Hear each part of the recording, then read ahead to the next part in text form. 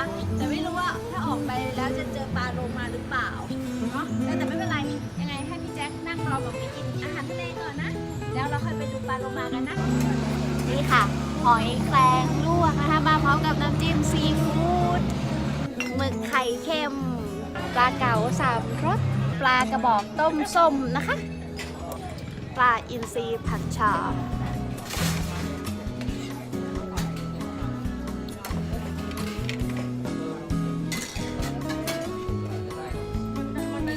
ที่อยู่ข้างหลังเรานี่นะคะก็จะเป็นคลองโคกขามนะคะก็น้ำมันก็จะไหลลงไปสู่อ่าวไทยนะคะบรรยากาศก็จะดีนะคะเดี๋ยวเราก็จะไปนั่งเรือนะคะชมปลาโลมากันนะคะ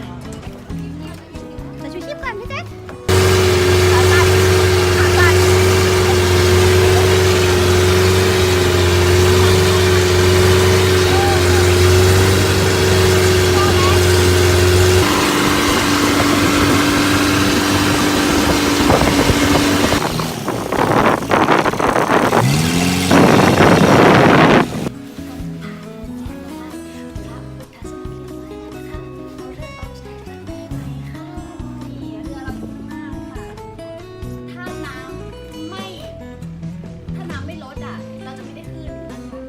วันนี้เป็นการล่องเรือที่สนุกมากนะคะเพราะว่าได้ไปไหว้พระกลางอ่าวไทยด้วยอ่ะพิเศษสุดเลยปกติมาครั้งก็ไม่เคยได้ไป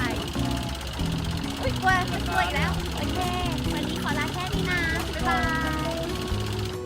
ไปล่องเรือมากินไก่เสริมพลังไหมกินเปล่ากินก่อนไหม